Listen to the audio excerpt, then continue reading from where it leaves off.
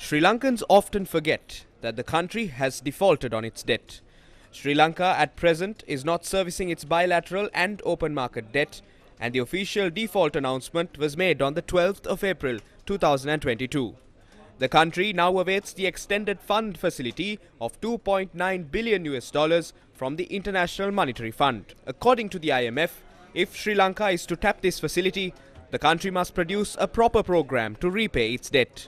Sri Lanka has engaged in numerous discussions on debt repayment, and the most significant development coming out of these talks was that the Paris Club creditor nations proposing a 10-year moratorium on Sri Lankan debt. What is the Paris Club? The Paris Club is an informal group of creditor nations whose objective is to find workable solutions to payment problems faced by debtor nations. The United States of America and the International Monetary Fund can make an impact within the Paris Club. Does this mean Sri Lanka's problems are solved? It appears that Sri Lanka is still not out of the woods, given that the issue has not received a permanent solution. In September 2022, Sri Lanka's central bank governor and finance secretary informed the creditors that the country's bilateral debt as at June 2022 stood at $14.1 billion. Of this total amount, Sri Lanka had borrowed $4.8 billion from the Paris Club members, including Japan, France, Australia, and South Korea. Sri Lanka had obtained the remaining $9.3 billion or 66% of bilateral foreign debt from non-Paris Club members, including China, India, and Saudi Arabia.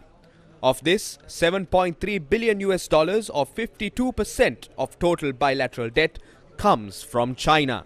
India has already announced that it will support the IMF plans for restructuring Sri Lanka's debt and for reforms in the Sri Lankan economy. Therefore, it is very much likely that India would support the decisions of Paris Club. However, as there is no decision with regard to Chinese debt, discussions are continuing on that front. The agreement that Sri Lanka reaches with China on debt repayment will be extremely decisive. At the same time, Sri Lanka must separately discuss international sovereign bonds and credit obtained from the open market. The London Club is an informal group of private creditors on the international stage and is similar to the Paris Club of public lenders. The London Club is not the only informal group of private payables. Sri Lanka was sued in the US by a bondholder after the South Asian nation defaulted on its debt for the first time in history, while struggling to stop an economic meltdown. Hamilton Reserve Bank Limited filed the suit in a New York federal court seeking full payment of principal and interest.